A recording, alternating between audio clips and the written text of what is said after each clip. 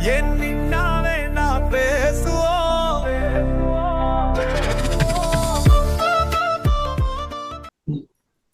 Vice president துணை ஜனாதிபதி ஜெகதீப் தங்கர் பேசுனதை பார்த்துருப்பீங்க. அவர் ரொம்ப முக்கியமான பல கேள்விகளோட மன உளைச்சலோட அவர் என்ன சொல்றது, ராஜ்யசபாக்கு வர்ற சில பசங்க முன்னாடி பேசுறாரு. அவர் எதிர்காலம் எப்படி இருக்கும், நீங்க எப்படி இருக்கணும், அரசியல் எப்படி பங்கெடுக்கணும்னு பேசும்போது மனம் சில விஷயங்களை பேசியிருக்கிறாரு.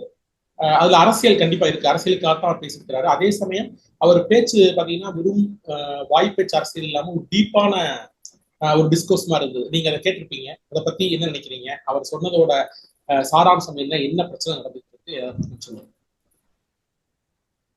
நேற்றைக்கு ஜெகதீப் தங்கர் பயிற்சி ராஜ்யசபா பயிற்சி கூடத்துல மாணவர்கள் மற்றும் அவங்க மத்தியில பேசும்போது உச்ச நீதிமன்ற நீதிபதிகளை பற்றியும், இப்போது உச்ச நீதிமன்றம் தமிழ்நாடு அரசு versus R. N.. Ravi, governor R. N.. ரவிக்கு எகென்ஸ்டா கொடுத்த ஜட்ஜ்மெண்ட்டை ஒட்டி அவர் சில கருத்துக்களை முன்வைக்கிறாரு.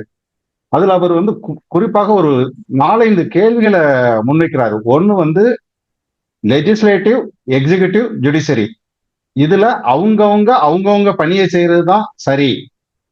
ஆனா இன்னைக்கு ஜுடிஷியரி ஓவர் போர்டு ஆகுறாங்களோ அப்படிங்கிறத அவரு கொஸ்டினா வைக்கிறாரு. ஒண்ணு, பாராளுமன்றத்தை காட்டிலும் நீதிமன்றம் தன்னை மேன்மைப்படுத்தி காமிக்க விரும்புதா அப்படிங்கிற மாதிரி சொல்றாரு. அடுத்தால என்ன சொல்றாருன்னா, இந்த பார்லிமெண்ட்ல கொடுக்கப்பட்ட சட்டங்கள்ங்கிறது பல பேரோட எலெக்டட் கவர்மெண்ட்க்கு கூடிய ஒரு ஜட்ஜ்மெண்ட் தானே, ரெப்ரசன்டேஷன் ஆஃப் ஆக்ட் மூலமா தான், மக்களால் தேர்ந்தெடுக்கப்பட்டவர்கள் மூலமா கொண்டு வரப்பட்ட சட்டங்கள் சொல்றாரு. அடுத்தால என்ன கேள்வி வைக்கிறாருன்னா, இந்த தமிழ்நாடு அரசு versus R. N.. Ravi, governor R. N.. ரவிக்கு எகென்ஸ்டா வந்த தீர்ப்புல உச்ச நீதிமன்றம் ஜனாதிபதிக்கு ஆர்டர் பண்ணுது, இது ஒரு டெமோக்ரஸிக்கு நல்லது இல்ல அப்படிங்கிற ஒரு கருத்தை வலுவா முன்வைக்கிறாரு. அப்பதான் அவர் இன்னொரு விஷயத்துக்கு உள்ள தொடர்றாரு. உச்ச நீதிமன்றம் தன்னை அரசியலமைப்பு சட்டம் 142 பயன்படுத்தி இப்படி சட்டங்களுக்குள்ளேயும் நீங்க வருவீங்கன்னா அப்போ டெமோக்ரஸிக்கு ஆபத்து வருங்கிறத வேறு வழியில கேள்வி கேட்கிறாரு. என்ன பண்றாருன்னா, டெல்லியில அந்த யஷ்வந்த் வர்மான்னு நினைக்கிறேன், அவரோட பேர் எனக்கு கரெக்டா ஞாபகம் இல்ல, அவருடைய வீட்டுல அந்த நீதிபதியோட வீட்டுல 100 கோடி பணம் எரிந்த நிலையில கிடைக்குது. அது ஒரு வாரம் கழிச்சுதான் இந்த நியூஸ் பெருசா ஆகுது. இது இன்னைக்கு வரைக்கும் எஃப்ஐஆர் பண்ணாம இருக்கீங்க, இதற்கு வெளியில இருந்து எந்த சக்தியும் எஃப்ஐஆர் போட முடியாது, ஒன்லி இன்டர்னல் ஜட்ஜஸ் தான் அந்த கமிட்டி போட்டு அமைக்கிறீங்க அப்படிங்கறத அவர் டைரக்டா கொஸ்டின் பண்றாரு. ஸோ ஜுடிஷியரி மத்த எல்லாரையும் விட மேல இருக்கிற மாதிரி நீங்க காமிக்கிறீங்களா, ஏன் உங்களை பத்தி மட்டும் யாருமே கேட்க முடியாதாங்கிறதெல்லாம் மறைமுகமா கேட்கிறாரு. அதை நேரடியா கேட்கல அவரு. இந்த மாதிரி ஜெகதீப் தங்கர் அடுத்தடுத்து பல கேள்விகள் இதை ஒட்டி கிரண் ரிஜிஜு இருக்கிறார் இல்லையா, அவர் என்டிடிவிக்கு ஒரு பேட்டி கொடுக்கிறாரு. அதுலயும் அவரு இதே கருத்தை, it won't be nice if judiciary enters into parliament process or government process அப்படிங்கிறது, it won't be nice if government interfere in judicial process, that will not be good for our country அப்படிங்கறத அவர் டைரக்டாவே சொல்லியிருந்தாரு. இது எனக்கு என்ன தோணுதுன்னா, தங்கர் பேசும்போது அந்த யஷ்வந்த் சர்மாவா அவர் வீட்டுல கிடைச்ச எரிச்ச பணம் தான் நினைக்கிறேன், அவர் தானே நீதிபதி, அவர் வீட்டுல அந்த பணம் பத்தி சொல்லும்போது அவர் ரொம்ப தெளிவாக சொல்றாரு, இத்தனை நாள் நீங்க என்ன பண்ணீங்க, இதோட கேள்வி என்னன்னு கேட்டீங்கன்னா, உங்களுக்கும் வரும்போது நீங்க எதுவும் பேச மாட்டேன்றீங்க, ஆனா மற்ற விஷயங்களை தேவையில்லாம தலையிடுறீங்கன்றதுதான் அவர் வெளிப்படையா அதுல சொன்ன அர்த்தம். அதுதான் இதுல மறைக்கிறதுக்கு உண்மையில ரொம்ப தெளிவா தான் கேட்கிறாரு, நீங்க என்ன பண்ணீங்க. அப்புறம் 2 பேர் மேல மட்டும்தான் நீங்க எந்த இதுவும் பண்ண முடியாது, ஒண்ணு பிரசிடென்ட், இன்னும் அவங்களால நியமிக்கப்பட்ட ஆளுநர்கள். ஆனா அவங்க 2 பேர் மேலேயுமே நீங்க பல இது பாஸ் பண்ணி இப்படிதான் நீங்க முடிவெடுக்கலைன்னா சட்டம் ஆயிடுன்னு சொல்றதெல்லாம் எந்த வகையில நியாயம் அப்படின்னு சொல்றாரு. இது மாதிரி முரண் என்னைக்குமே எப்போதுமே இருந்து வந்திருக்கு. Central government versus supreme court, state government versus supreme court அப்படின்னு இருக்கு. ஆனா இப்போ இந்த அளவுக்கு தீவிரமா தங்கர் கோபப்பட வேண்டியதுக்கான காரணம் என்னன்னா, ஏன்னா நாட்டினுடைய முதல் குடிமகன், ஏன்னா மக்களால் தேர்ந்தெடுக்கப்பட்ட பிரதிநிதிகளால் தேர்ந்தெடுக்கக்கூடிய ஒரு நபர் தான் ஜனாதிபதி, சரிங்களா? அப்போ பார்லிமெண்ட்டுக்குன்னு ஒரு ப்ராசஸ் இருக்கு, லெஜிஸ்லேட்டிவ் அசம்பிளிக்குன்னு ஒரு ப்ராசஸ் இருக்கு.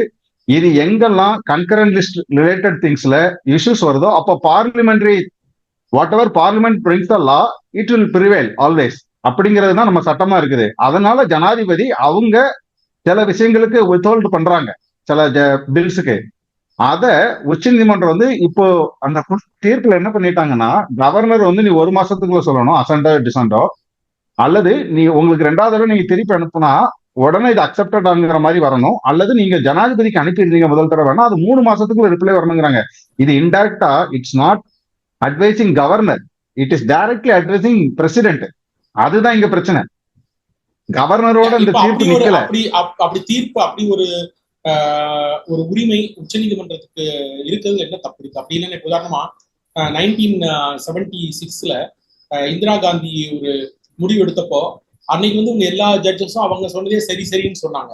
எமர்ஜென்சி வந்து தப்பு இல்லை அப்படின்லாம் சொன்னாங்க. அதுக்கு பிறகுதான் வருத்தப்படுறாங்க, நாங்க தப்பு பண்ணிட்டோம் வருத்தப்படுறாங்க.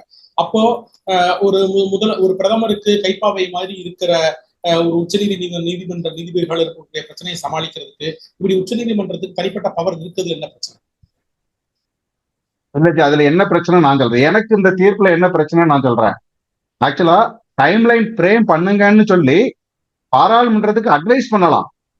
அந்த அதாவது வழிகாட்டுதல் சொல்லலாம், நீங்க இந்த மாதிரி கொண்டு வாங்க, இட் இஸ் அவர் அப்சர்வேஷன், இந்த அப்சர்வேஷன் படி நீங்க பார்லிமெண்ட்ல சட்டமா கொண்டு வாங்க. ஏன்னா ஆர்டிகல் 200 எங்கேயுமே டைம்லைனா ஃப்ரேம் பண்ணல இன்னமும். அதை பண்ணக்கூடிய இடம் பார்லிமெண்ட்ங்கிறதா நம்ம கருத்து.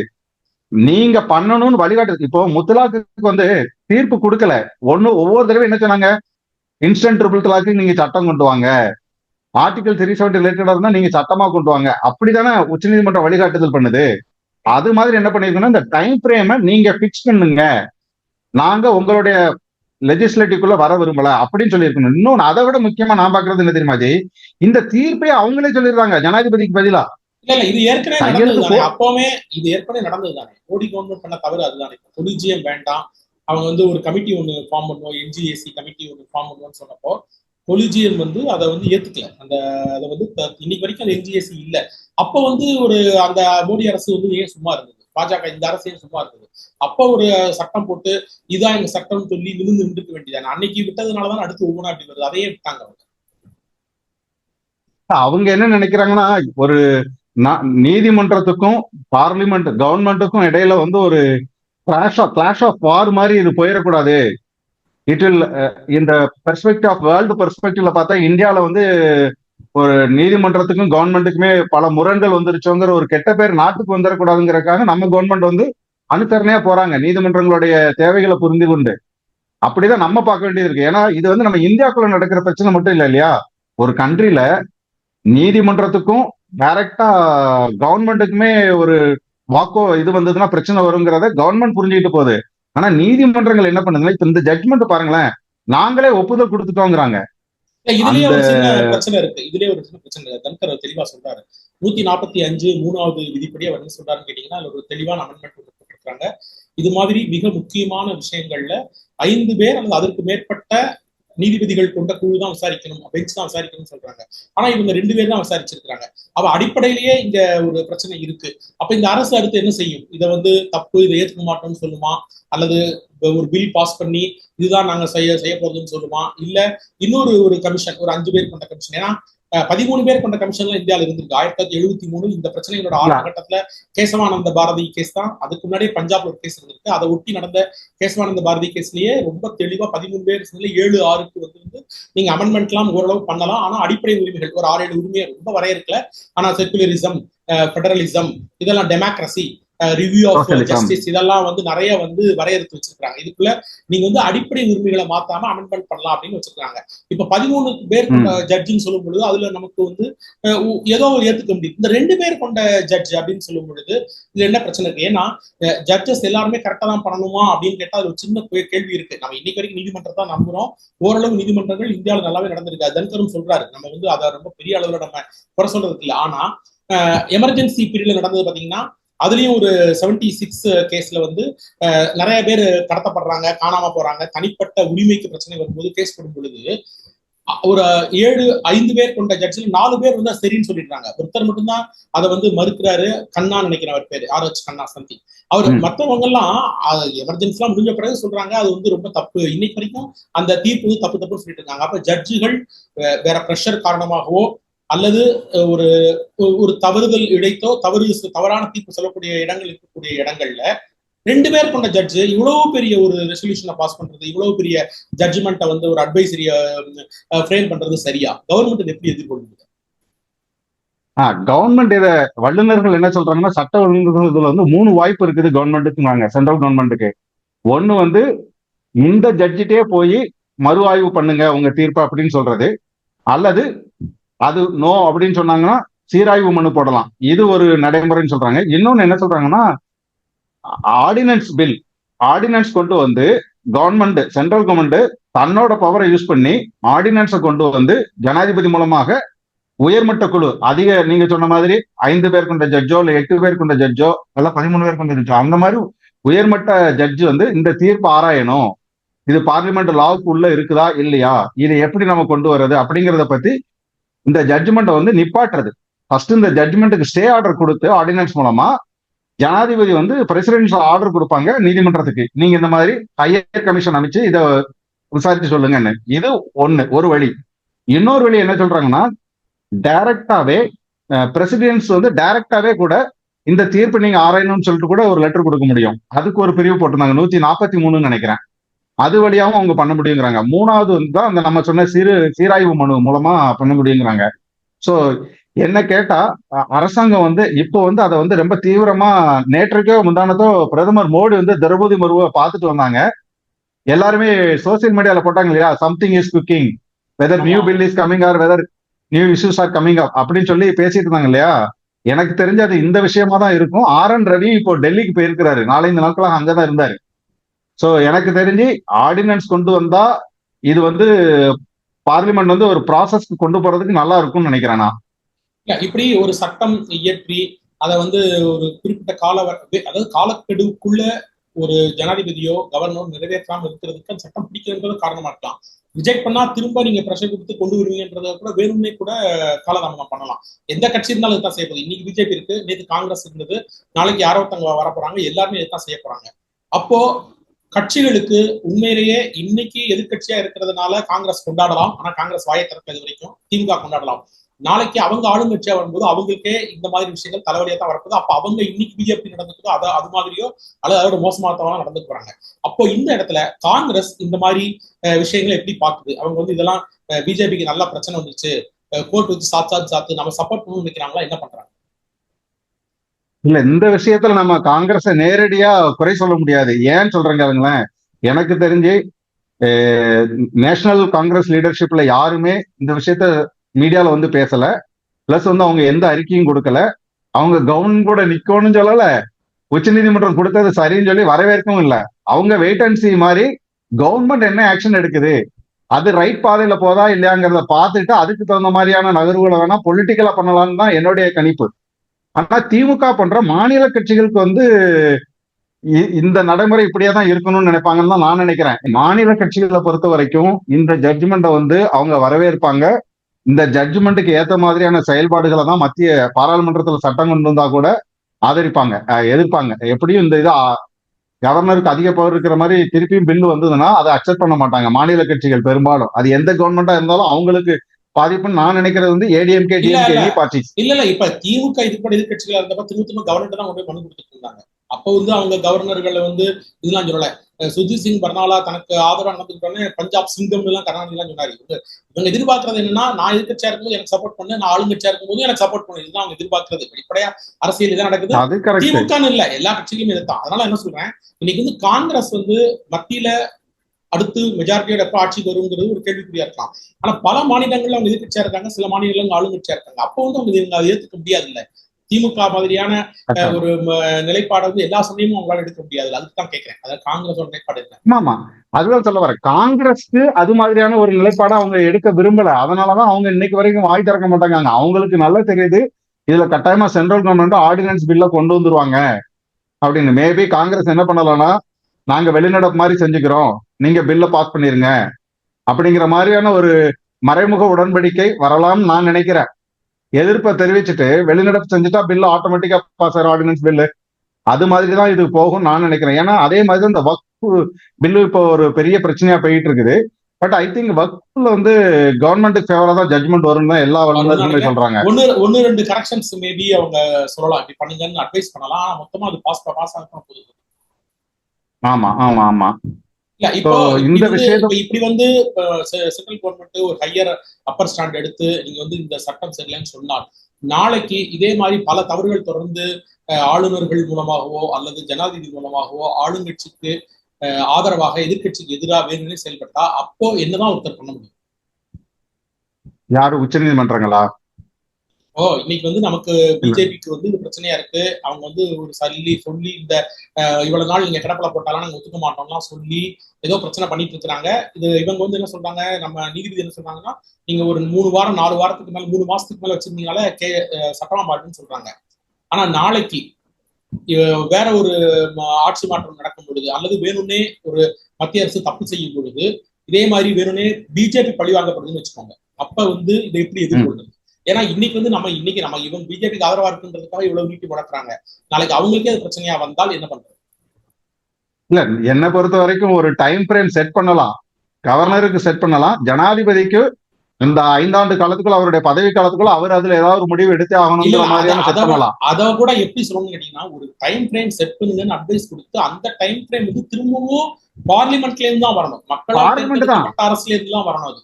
அதைத்தான் இவங்க சொல்லணும். அதுதான் நான் ஃபர்ஸ்ட் சொன்னேன். இல்ல, அதுதான் நான் ஃபர்ஸ்டே சொல்லிட்டேன் இல்லையா? ஜட்ஜஸ் வந்து டைம் ஃப்ரேமை செட் பண்ணது தப்பு. அவங்க வந்து என்ன சொல்லி இருக்கணும்னா, we are observing and advising parliament to enhance a law with time frame சொல்றதோட நிப்பாட்டி இருக்கணும். அத பார்லிமெண்ட் ஒரு ஜேபிசி கமிட்டி வச்சு என்ன மாதிரி பண்ணலாம்னு கூட கொண்டு போயிருக்கலாம். அதுல நமக்கு ஒரு டைம் ஃப்ரேம் கொடுக்கலாம். இது ஒரு 5 மாசம் 6 மாசத்துக்குள்ள இதை ஒரு முடிவு கொண்டு வாங்க அப்படின்னா சொல்லலாம். அதை விட்டுட்டு 3 மாசம் நீங்க கேஸ் எடுக்கல சட்டம் ஆயிடுங்கிறது உண்மையிலே ரொம்ப அப்சர்டா இருக்கு. அப்படி பார்த்தா நிறைய பேர் கேட்கறாங்க, எத்தனையோ கேசஸ் வந்து எவ்வளவோ வருஷங்கள் அழித்தடிக்கப்பட்டிருக்கு, 20 வருஷங்களா 25 வருஷங்களா. ஆனா ஜனாதிபதி மட்டும் ஒரு முக்கியமான விஷயத்துல 3 மாசத்துக்குள்ள முடிவு எடுக்கணுங்கிறது நியாயமானதா இல்ல, உண்மையிலேயே நியாயமானதா இல்ல. அதுக்கு என்ன பதில் இருக்கு? அதுதான் சொல்றேன். எஸ்பெஷலி கன்கரண்ட் லிஸ்ட்ல உள்ள விஷயங்கள்ல அவங்க வந்து யோசிக்கிறாங்க எந்த மாதிரி கொண்டு போறதுன்னு சொல்லி. மத்திய அரசு ஜனாதிபதிங்கிறது அந்த அட்வைஸ் ஆஃப் சென்ட்ரல் கவர்மெண்ட் தானே. ஆனா இதே மாதிரிதான் இப்ப நீங்க சொன்னீங்க இல்லையா, இந்த ஜட்ஜஸ் வந்துலாம் எப்படி தெரியுமா இருக்கிறாங்க, ஓவர் போர்டு போயிட்டே இருக்கிறாங்க. எல்லா நீதிமன்றத்தோட ப்ராசஸே இப்ப அப்படிதான் இருக்குது. இந்த ராஜா கண்ணப்பன் ப. சிதம்பரம் ராஜகண்ணப்பன் வந்து நான் ஜெயிச்சனா தோத்தனான்னு சொல்லுங்கன்னு சொன்னா, அந்த 5 வருஷம் முடிஞ்சு அடுத்த 5 வருஷம் முடிஞ்சு இவங்க தீர்ப்பு சொல்றாங்கன்னா யாரால என்ன பயன்? தாமதிக்கப்பட்ட நீதி அநீதிக்கு சமங்கிறாங்க. அப்ப இந்த ஜட்ஜ்மெண்ட் எல்லாம் என்ன பண்ணுது? ஜெயலலிதாவோட கேஸ் 20 வருஷமா விசாரிச்சாங்க. அந்த அம்மா இறந்து போற வரைக்கும் தீர்ப்பே சொல்லல. இறந்து போய் அந்த சட்டசபை கூடும்போது கரெக்டா தீர்ப்பு வருது. எவ்வளவு பெரிய அநியாயங்களை உச்ச நீதிமன்றம் நிறைய கேஸ்ல சொல்ல முடிஞ்சு. இப்போ இந்த ஏடிஎம்கே கேஸ் இருக்கு இல்லையா, கோர்ட்ல நடக்குது இல்ல, அதுல பாருங்களேன், அவங்களுக்கு தேவைன்னா நைட்டோட நைட்டா விசாரிப்பாங்க. சட்டமன்றம் அது வந்து அவங்க தன்னை ஒரு ஃபேமஸ் ஃபிகரா காமிக்க நினைக்காங்க என்னன்னு தெரியல ஜட்ஜஸே. இப்போ கர்நாடகாவில சட்டமன்றம் கவர்னருக்கு நாங்க 15 நாள் டைம் கேட்டிருக்கோம்னு எடியூரப்பா கேட்டப்போ, நோ 24 ஹவர்ஸ்ல நீங்க நிரூபிக்கணுங்கிறாங்க, இல்லைன்னா பணம் புகுந்து விளாண்டுருங்காங்க. கூவத்தூர்ல கொண்டு போய் எம்எல்ஏக்கள் எல்லாம் வச்சதுக்கு உச்ச நீதிமன்றங்களுக்கு தெரியாதா? இதுதான் அவங்க என்ன கேக்குறாங்க. சில விஷயத்த நீங்க சுய மூட்டை நீங்களே எடுக்கிறீங்க, சில விஷயத்த விட்டுறீங்க, சில விஷயத்த கேட்க மாட்டேங்க. இதுதான், இதுக்கு வந்து உள்நோக்கம் எதுவுமே இல்லாம நியாயமா கூட இருக்கலாம். ஆனா இது மக்கள் மத்தியில மிகப்பெரிய கேள்வியா இருக்குங்கிறது முக்கியமான விஷயம் தான். அதே மாதிரிதான் இப்போ அதிமுக கேஸ்ல எந்த ஜட்ஜ்மெண்ட் இருந்தாலும் இல்ல, இதெல்லாம் அந்த மெயின் சூட்ல போயிரும் சிவில் சூட்ல போயிருங்கிறாங்க. சிவில் சூட்டோட தீர்ப்பு என்னைக்கு தருவீங்க? யாருக்கும் தெரியாது. அது எல்லாருமே இப்ப அதாவது கிட்டத்தட்ட நீதிமன்ற நடைமுறைகளை மக்கள் மனசுல எப்படி தெரியுமா பதிய வைக்கிறாங்க? ஒருத்தர் ஊழல் பண்ணுவாருங்க, நம்ம நாட்டோட சட்டப்படி அவர் தண்டனை வாங்க, அவர் இறந்து கூட போலாங்க, அது வரைக்கும் கூட தீர்ப்பு வராதுங்கிறாங்க.